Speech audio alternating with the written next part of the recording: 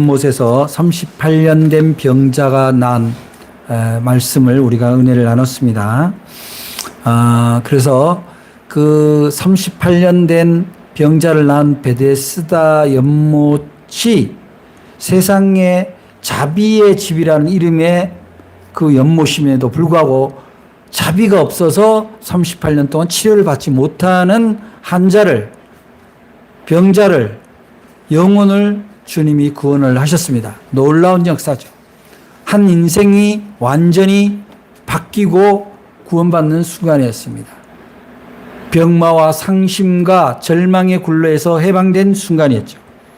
그래서 그는 그 자리를 들고 가라는 예수님의 말씀을 순종하여 자리를 들고 갑니다.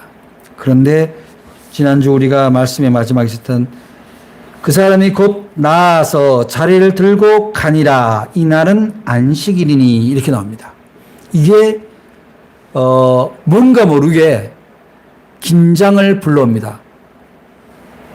이날은 안식일이니. 이건 뭡니까? 뭔가 이 안식일이라는 것에 대해서 분명히 어떤 문제가 일어날 것을 예고를 하는 거예요. 그 예고가 어떻게 나타납니까? 바로 10절에 나타나죠. 유대인들이 병난 사람에게 이르되 안식일인데 네가 자리를 들고 가는 것이 옳지 아니하니라. 그 당시 유대교의 율법에는 안식일에는 얼마 이상의 크기나 무게의 짐을 들면 일입니다. 그러니까 뭐 아무것도 하지 말라는 거예요. 몇 보 이상 걸어도 일이 되고, 그래서 그러한 것이 어겼기 때문에 유대인들의 율법주의자들의 입장에서는 병이 나은 게 중요한 게 아니고 자신들이 지키는 규칙을 이 사람이 지켰냐 안 지켰냐가 중요한 거예요. 이것이 바로 안식일의 껍데기입니다. 오늘날 우리에게도 비슷한 일이 있습니다. 주일 성수 굉장히 중요합니다. 근데 그 의미를 정확히 모르고 주일 성수 이렇게 하면요, 마치 그날 교회만 갔다 오면 내가 크리스천으로서 예수님의 제자로서 할 도리를 다 한 것처럼 느낍니다. 오해죠.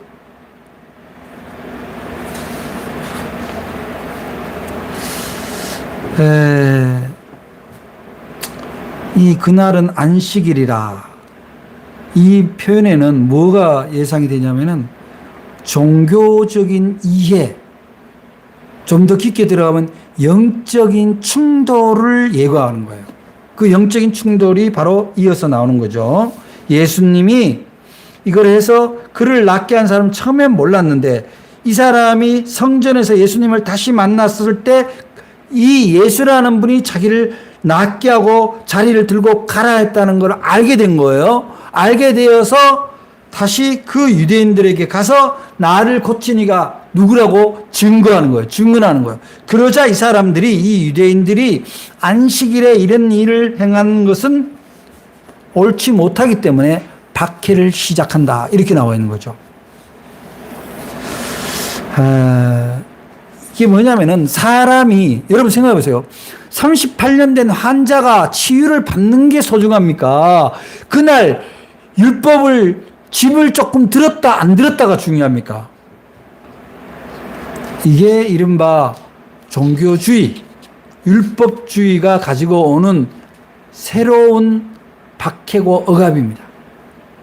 우리가 예수 믿는 사람들이 절대적으로 경계해야 되는 부분입니다. 뭐 원칙을 얘기하는 사람들이 있어요. 원칙을. 교회 오려면 정장을 입어야 되고, 헌금을 하려면 새 돈을 탁 찾아가지고 정성스럽게 담아서 헌금을 해야 되고, 하나님 말씀을 받잡을 때도 경건하게 받아야 되고, 인사할 때도 그렇게 해야 되고, 목사님을 정말 죽게 하듯이 정말 존중하고, 그런 외형적인 거, 그거를 잘하면 마치 믿음이 좋고 그리스도의 성품을 닮았다라고 오해합니다. 오해합니다. 그래서 우리 그리스도인들에게 있는 게 뭐예요? 종교적 가면이 있을 수 있습니다.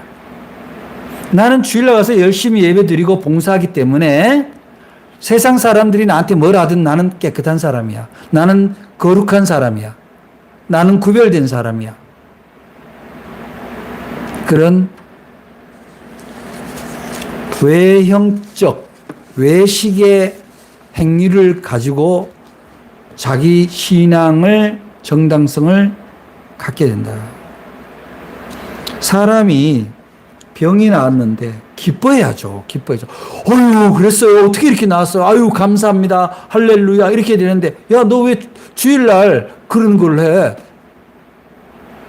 병이 나왔으면 낫지. 왜 주일날 그 짐을 들고 오냐, 그 말이지. 쉽게 말해. 여러분, 그 소설 레미제라블 아시죠? 그 레미제라블의 그 장발장을 추적하는 경감인 자베르라고 하잖아요. 자베르. 이 사람은요, 자기가 굉장히 거룩한 사람이에요. 법을 지키고 법을 어긴 사람은 반드시 엄단을 해야 됩니다. 빵 한 조각 훔쳤는 것 때문에 이 사람이, 장발장이 거의 엄청난 감옥살이를 하게 되는데 다시 탈출을 해서 자기가 과거에 빵을 훔친 것에 대해서 반성을 하고 새로운 사람이 되죠. 그럼에도 불구하고 이 자베리는 끊임없이 장발장을 쫓아서 너는 범죄자야. 너는 나쁜 놈이야. 사람이 변화된 것을 보지를 않습니다. 빵을 훔쳐서 감옥을 갔는데 그 감옥을 간 사람이 감옥을 탈출했다. 용납할 수가 없는 거예요. 옛날에는 형무소라고 이름을 했었잖아요. 서대문 형무소 뭐 이렇게. 근데 형무소라는 게 뭐냐면 네가 죄를 지어서 형을 의무적으로 치료해야 된다. 그래서 형무소예요. 근데 요즘 뭐라고 바꿨어요? 이름이 교도소죠. 새롭게 교화되는 것을 가르치는 곳이다. 그래서 교도소예요.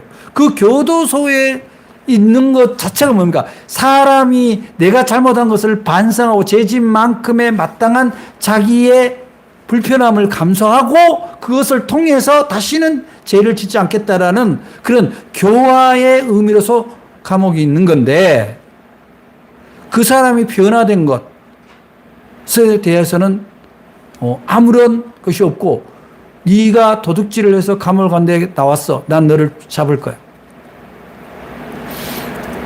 다른 사람의 변화, 칭찬할 거리, 좋은 점을 보기보다는 저 사람은 이래서 신앙인으로 부족하고 저 사람은 이래서 교회에 크게 기여하지 못하는 존재라는 것을 부각시켜서 자기 의의를 드러내는 거다. 여러분, 변호인이라는 영화를 본 적 있습니까? 거기에 보면은 그 영화의 모티프가 노무현 변호사인데, 노무현 변호사를 이제 그 당시에 국보법 또는 뭐 집회와 시위 관련 위반자들을 그 변호하는 과정에 그 표현을 합니다. 말하자면은 너희들이 국가를 무시한다. 국가를 능멸한다. 그 국가가 누구냐? 바로 대통령이다. 여러분, 대통령이 국가입니까? 그러자 그 당시 노무현 변호사가 뭐라 그래요? 국민이 국가다. 국민이 국가다. 근데 그 경찰 한 사람은요, 그렇게 믿는 거예요. 그렇기 때문에 이 아이들이, 이 젊은이들이 무슨 주장을 하든지 간에 그것이 옳고 그름을 보는 게 아니라 권력가를, 정부를 비판하거나 개선을 요구를 하면 다 빨갱이로 모는 거죠. 그 잔재가 지금도 남아있어요. 그래서 이 장발장은 사실은 변화되어서 자기가 정말 열심히 일을 해서 사업을 해서 돈을 법니다. 그 돈으로 어려운 사람들을 자기처럼 빵 한 조각 때문에 도둑이 되지 않도록 하기 위해서 선한 일을 하는 성자가 된 거죠. 그럼 그 사람이 성자가 됐으면 더 이상 그 사람이 범죄를 저지를 이유가 없는 거예요. 자기 의에, 자기 원칙에 눈이 멀어서 그야말로 생명과 사랑에는 관심이 없는 그런 종교의식. 이것이 바로 오늘 등장하는 유대인의 종교의식. 말하자면 이 사람들은요, 그 당시에 영적인 자별이에요. 누가 뭘 잘못하나, 그 율법을 자기한테 자기를 보는 거울로 삼는 것이 아니라 다른 사람을 심판하고 정죄하고 형벌을 주는 데 써먹는 그런 이른바 종교를 권력으로 사용하는 자들의 모습이에요. 그래서 결국은 뭐예요? 종교가 버거운 족쇄가 된 거예요. 무거운 족쇄가 된 거예요. 그래서 이 예수님이 의도적이든 의도적이지 않든 간에 주일날 병을 치료한 것 자체가 역사인 거예요. 그러면 우리가 상상해 보면 그 당시에는 사람이 죽어가도 주일날이 의사가 환자를 고치지 않았다라는 반증이에요. 그렇잖아요?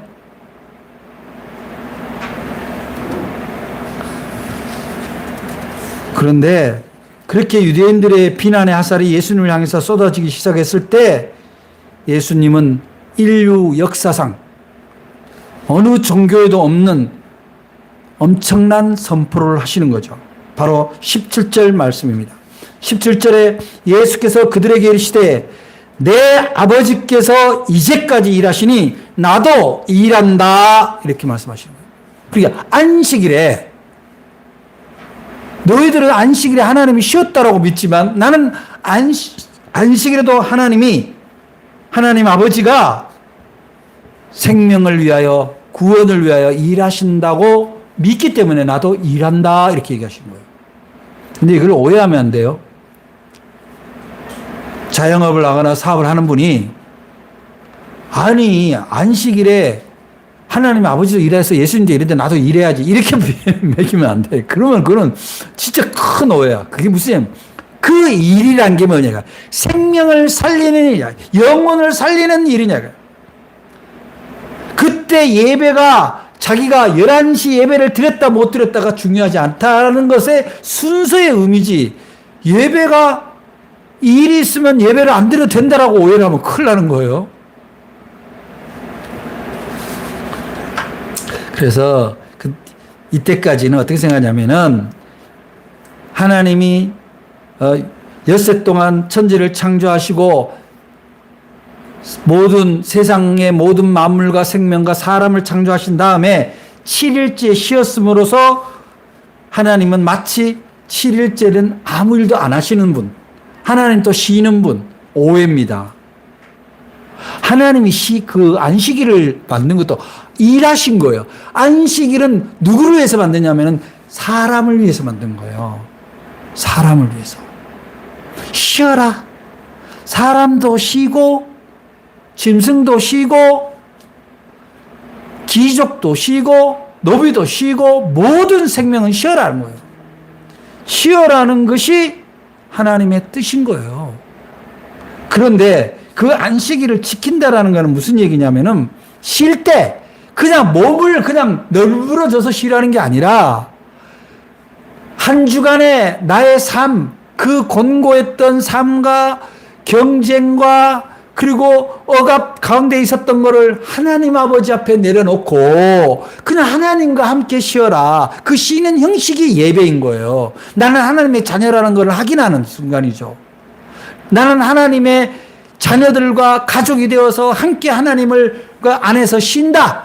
하나님의 말씀을 내가 받음으로 말미암아 영적인 양식을 공급받아서 내가 진짜 평안한 인생이 되기를 소망하는 시간이 안식일인 거예요. 그런데 그 쉬어라고 하나님과 함께 쉬는 시간, 하나님과 함께 평안을 얻는 그 시간을 율법으로 만들어 보면, 의무로 만들어 보면 쉼이 됩니까? 일이 됩니까? 여러분 오늘 교회 나오셨지만 또 혹시 영상으로 보는 분들도 주일 예배를 의무처럼 일처럼 무슨 옛날에 보면 예비군 훈련 뭐 소집 훈련 가는 것처럼 그런 인식을 가지면 그게 안식입니까? 그렇지 않아요. 그래서 저는 교회에서요 주일날 뭐 그렇게 만나는 게 어쩔 수는 없지만 너무 많은 프로그램이나 너무 많은 일을 하는 것도 저는 참 조심스럽다고 보는 거예요. 집중해서 하나님과 함께 말씀과 찬양과 기도로 예배를 드리고 거기서 세임을 얻어서 다시 자기의 가정으로 직장으로 돌아가서 거룩한 일상, 세상으로부터 승리하는 그런 삶을 준비하는 시간이 되어야 된다. 그런 거죠. 그래서 우리가 좀 이제 이해를 해야 되는 건 그러면 안식일과 주일의 차이가 뭐고 공통점은 뭐냐. 이걸 우리가 좀 알고 주일을 지켜야 될 것 같아요. 우선은 공통점은 뭐냐면은 일상, 내가 내 의지와 세상의 제도하에서 시스템 안에서 살아가던 나의 일상을 딱 멈추고 하나님 앞으로 집중하는 시간이 안식일이자 주일의 공통점이에요. 주님과 눈 맞추는 시간, 주님의 품을 내가 오롯이 느끼는 순간입니다. 여러분 명절에 부모님 만나러 가서 그 부모님 만나서 엄마 아버지 그러면서 껴안고 아이고 내일 가서 일 날까 막 걱정하고 앉아 있고 그 노트북 갖고 와서 거기서 열어서 엑셀 열어서 뭐 계산하고 앉아 있고 그러면 그게 명절이에요? 그렇잖아요.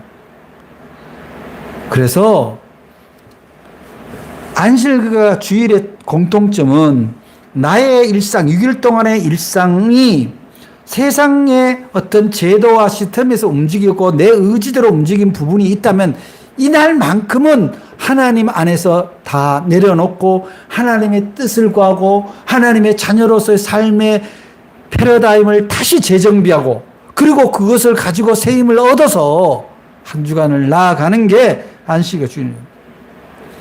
그래서 여러분 기억하시기 바랍니다.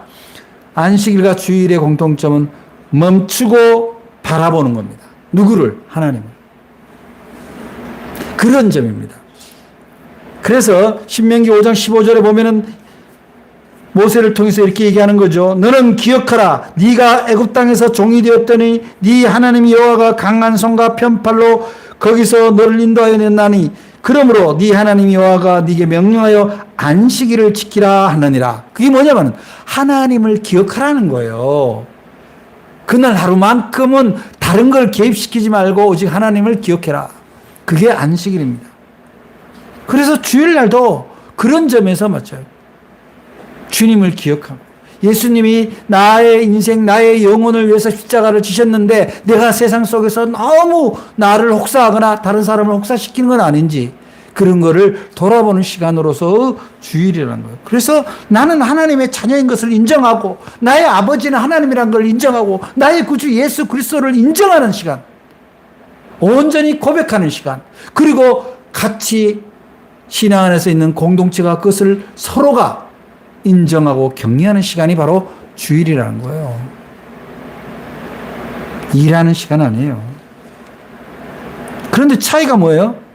안식일은 그야말로 여러분 안식일 교회 예배 언제 드려요? 혹시 아세요? 토요일. 왜 토요일 드려요? 다음날 주일은 쉬어야 되거든.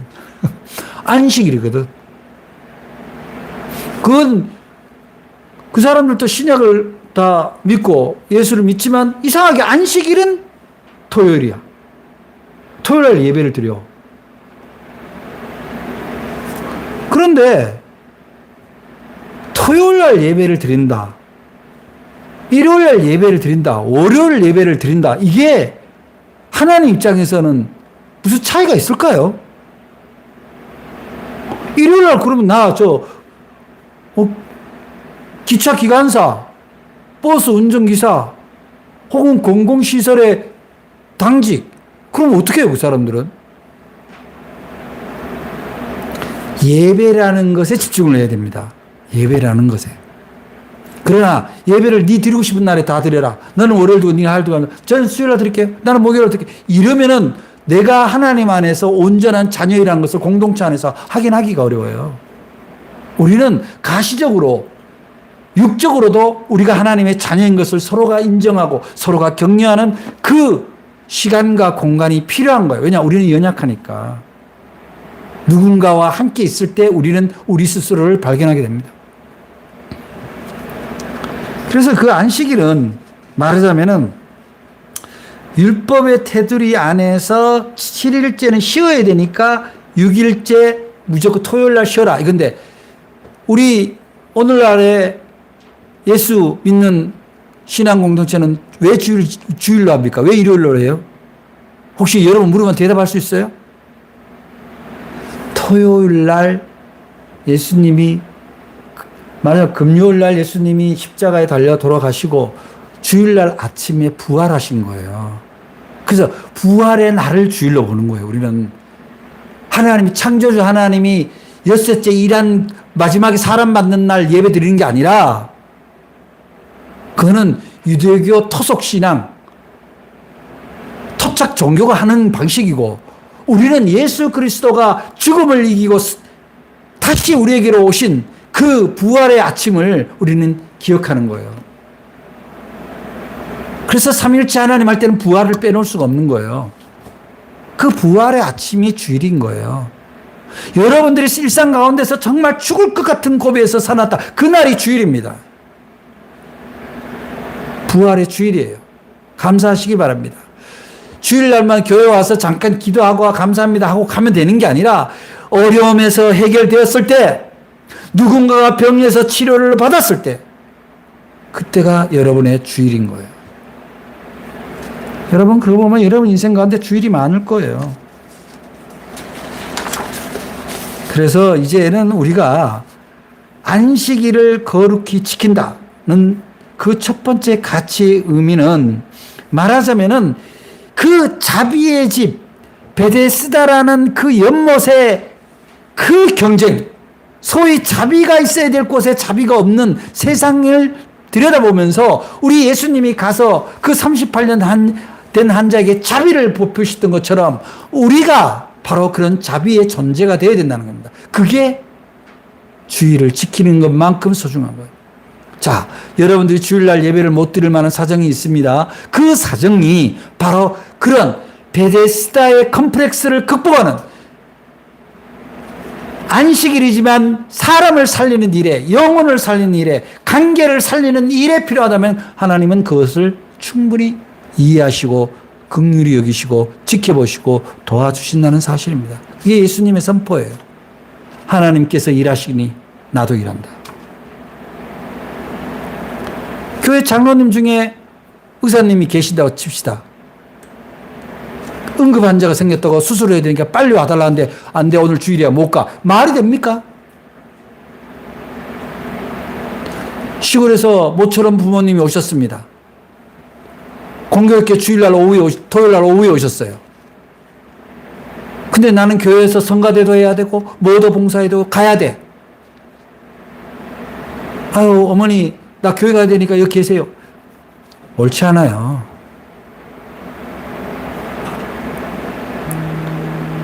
아침을 정성스럽게 대접해 드리고 너희 갔다 오라 그러면 갔다 올 수 있지만 그냥 그러면은 모시고 그리고 하나님께 기도하는 거예요. 하나님 오늘은 저희를 있게 하신 부모님과 함께 우리의 마음의 예배, 영혼의 예배를 올려드립니다. 감사합니다. 이렇게 하면 되죠. 그러나 그것도 어쩌다 그래야지. 뻑하면 뭐 엄마 오셨어요, 아빠 오셨어요, 장인 오셨어요, 장모님 오셨어요, 이모 오셨어요, 고모 오셨어요 이러면 안 되는 거지. 그래서 우리가 어떻게 하면 일상 속에서 예배와 안식을 거룩히 지키면서 살아가는 하나님의 자녀가 될 것인가? 그거는 바로 방금 말씀한 대로 우리의 영적인 쉼터로서 우리의 주님을 모시고 있어야 된다.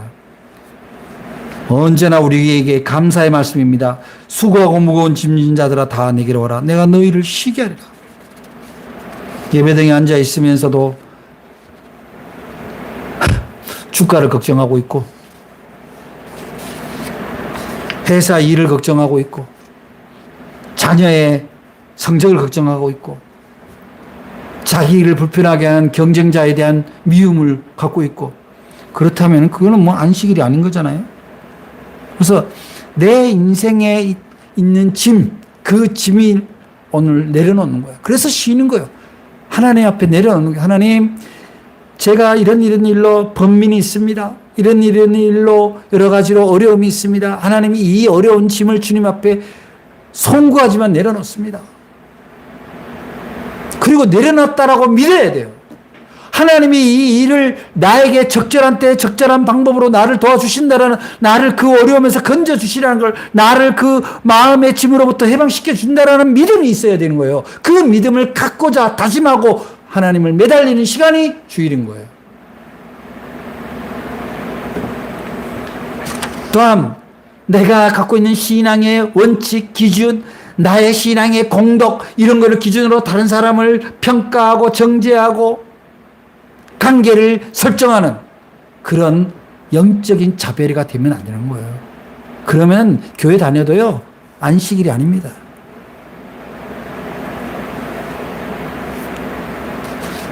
주일 예배가요, 월요일부터 가는 세상 속에서 우리의 선교적 삶, 우리의 선교적 삶이란 게 뭔지 아세요?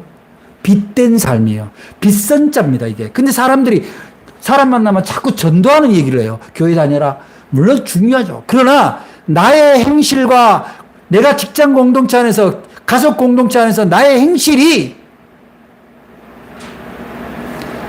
그 사람들 보기에 감동이 없고 공감이 없다면 아무리 내가 성경을 외우고 예수를 믿으라고 소리 질러도요, 안 됩니다. 그래서 뭐냐? 우리가 월요일부터 또 금요일, 토요일까지 이어지는 일상 속에서 우리의 삶의 예배가, 삶은 예배가 뭡니까? 에베소서의 말씀대로 누구에게든지 죽게 하듯이 하는 게 삶의 예배예요. 심지어 내가 맡은 일조차도 성실히 담보가 돼야 되는 거예요. 내가 주님 앞에 예배한다면 내가 맡은 일을 이렇게 할 수 있냐는 거예요. 내게 주어진 학습의 기회를 이게 주님의 일이라고 생각을 한다면 내가 대충 하고 뭐 자고 싶을 때 자고 놀고 싶을 때 놀고 이게 되겠냐고요. 결국 뭡니까? 주일은 그러한 내일부터 있어야 될 그런 삶의 그런 현장에서 내가 하나님을 의지하고 하나님이 내게 준 성령의 성품을 따라서 살아가는 에너지의 충전, 영적인 충전의 날이 바로 주일이 되어야 된다는 거예요. 여러분, 주일이 그렇게 되기를 바랍니다. 그래서 우리가 깨달아야 되는 거는 하나님이 우리를 율법의 종으로 부른 게 아니에요. 우리가 하나님의 종이어야 될 때가 있지만 율법의 종으로 부른 게 아니라 그야말로 죽음에서 승리하신 부활의 아침, 사망의 권세를 이기고 새로운 삶을 향해서 나아가는 희망의 아침, 그 아침을 너희들이 주일을 통해서 맞이해라는 거예요. 준비하라는 거예요. 그 부활의 아침을, 희망의 아침을. 이거는 하면, 주일날 이거는 하면 안 되고 저거는 하면 안 되고, 이런 뭘 가르고 구분 짓는 것이 아니라 온전히 그냥 나를 전적으로 주님께 맡기고 한 주간 잘 승리하게 해주시고 건강하게 해주시고 삶을 인도해 주신 하나님께 전적으로 감사하며, 내가 아직도 해결되지 않는 문제가 있으면 주님 앞에 내려놓고, 사랑의 주님, 제가 여전히 부족하고 연약합니다. 도와주시옵소서. 그렇게 주님 앞에 내려놓고, 제발 자기가 할 수 없는 일 왜 자기가 짊어지고 있습니까? 왜 걱정하고 있습니까? 그런 바보가 어디 있습니까? 하나님 앞에 내어 맡기세요. 우리의 인생의 대부분이 보면요, 진짜의 짐이 있는 게 아니라 자기가 자성해서 만든 자생적인 짐덩어리가 대부분이에요. 마음의 짐, 영혼의 짐, 감정의 짐이죠. 주일에 그것을 내려놓고 어떻게 됩니까? 그야말로 강대상에서 선포되는 복음의 생수가 펑펑 쏟아져서 내 영혼을 적시고 세상에 나가도 마르지 않는 영혼으로 그러한 예배가 되도록 여러분이 마음을 활짝 열고 나아갈 때 어떤 변화가 있습니까? 내 힘으로, 내 능력으로 살아가자는, 이겨내야 된다는 강박관념으로부터 해방이 되는 거예요. 자유로워지는 거예요. 세상이 바라보는 어떤 기준이 내 인생을 평가할 수 없다라는 자유가 생기는 거예요. 나는 오직 하나님 안에서, 하나님 앞에서 나는 그저 순수하고 그저 사랑이 있는 존재로만 살아도 그 인생은 성공하는 거예요. 여러분 출석하는 교회, 여러분의 거기가 크기가 어떻다, 작다, 크다. 제발 그런 거 하지 마세요. 어디 가서 누구 교인들 만날 때 교인 몇 명이냐 그런 거 묻지 마세요. 다 허상입니다. 허상이에요. 다 거짓이에요. 숫자나 모양에 있는 것이 아니라 거기 다니는 교인이 진짜 변화되었냐 이거예요. 정말 누가 보더라도 그리스도의 평안이 있는 사람이냐 이거예요. 그리스도의 사랑이 보이냐 이거예요. 그렇지 않다면요, 그냥 다니는 거예요. 그냥 다니는 거예요. 사랑하는 여러분, 이제는 주일 예배가 사람을 살리는, 다른 사람을 살리기 전에 먼저 내가 내 생명에 새로운 힘을 얻는 그런 은혜의 시간과 공간이 되기를 주의 이름으로 축복합니다. 무슨 의무적으로 교회 오고 의무적으로 헌금하고 그런 거 하지 마세요. 진심으로 나의 인생의 짐을 주님 앞에 내려놓고 주님이 주시는 말씀을 통해서 힘을 얻고, 그래서 오늘 9절의 말씀이 뭐예요? 그래서 일어나 네 자리를 들고 함께 걸어가는 거예요. 네 자리를 들고 가라, 날 따라오라 그러지 않잖아요. 예수님이. 다시 삶의 현장으로 우리는 새 힘을 얻어서 가는 것이 주일이 주는 우리에게 축복입니다. 여러분, 이 한 주간뿐만 아니라 남아있는 이 2026년 반내도 여러분의 치유의, 생명의, 변화의 자리를 들고 나아가시는 여러분들 되시기 바랍니다.